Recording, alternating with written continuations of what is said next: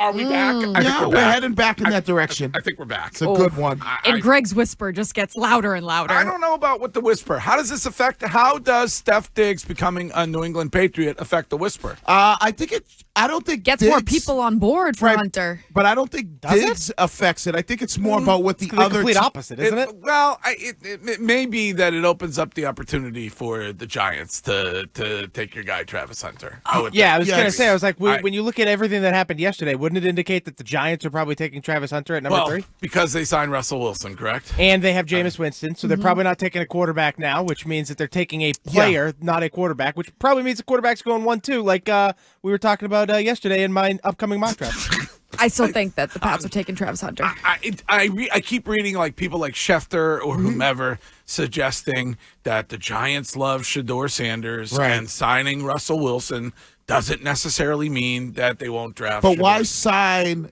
Jameis Winston too?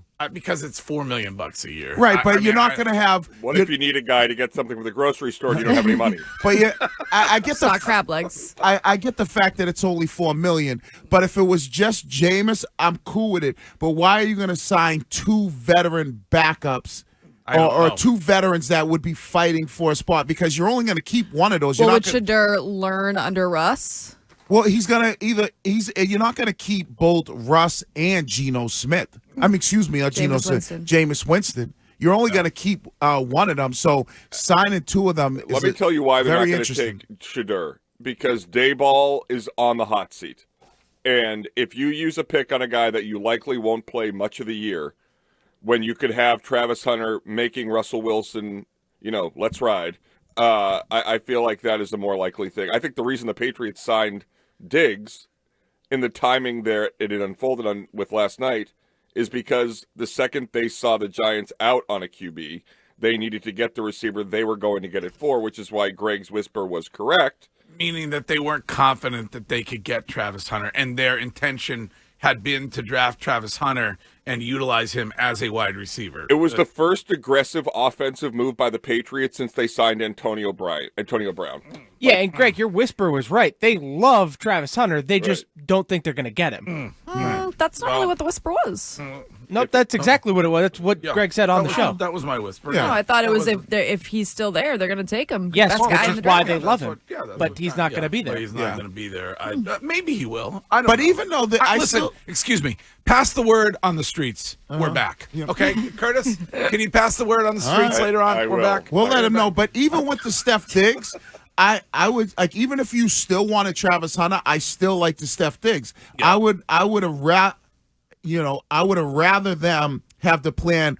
We're taking Hunter, but we're also bringing in Diggs, because then it just gives Hunter and some of those other younger players a veteran presence in that room. I just wouldn't want Travis and a bunch of young guys. Yeah, but maybe he will be available. Like maybe, I don't know. Maybe he ends up being available, and then you can't. I mean, now we're gonna have the argument about Steph Diggs and what kind of guy he is in your locker room, and is he gonna be somebody who can mentor Travis Hunter, or is he gonna be a poor example for Travis Hunter? Well, he's not poor. Yeah. He's never been an issue. By the way, Curtis, they spent a lot of money on Steph Diggs yesterday, way more than I thought they would have to. Yesterday, I was so ready today with that Tom Curran nonsense propaganda BS about DK Metcalf. Just about everything. Okay, I'm sorry, Tom Curran. They are cheap. They spent at the bottom of the NFL for a decade. We give the Red Sox crap when they're outside the top 5. The Patriots were 32nd. Wiggy, how many NFL teams are there? 32. Oh, okay. So let me do the math. Yes, that's cheap. And it worked out perfectly, because I kind of said this is what he was going to get. It ultimately works out to a 2-year deal for $13 million per year, the $26 million that he gets. Guaranteed. Yeah, because they're probably looking at the first year, all right, we get as much as we can out of him because of the knee injury. And then they seem to be suggesting that he can be ready week 1. No, it's not.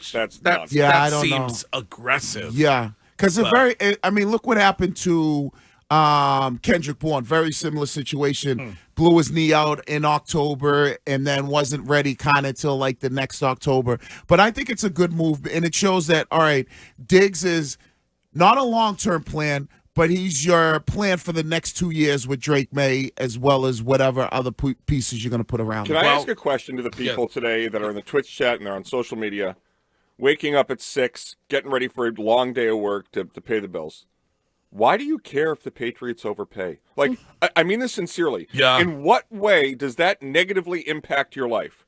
There's a guy, very nice guy, Dave, in my building who I was stuck in an elevator with yesterday, last evening. The worst. And he was raging about the fact that Stefon Diggs is old and washed and coming off an injury. And I was thinking the exact same thing, Curtis. It's not your money. Like, well, it actually is. And if you're paying tickets, if you're going to games, if you're paying for Patriots, merchandise, why would you want the money to go to Robert Kraft's, vacation? Yeah, like at least they're spending and at least they are trying. Right. So because they have nothing else to complain about. It's talking point. People just use it as the one thing to go to. That's why you hear it over and over and over again. I think why people complain is they go, well, why, if you signed Steph Diggs, why weren't you in on a younger DK Metcalf? Like, Bingo. I think that. Well, but do you buy the reporting from, I'll call it reporting from Tom Curran, that they were indeed in on DK Metcalf and he did not want to come here?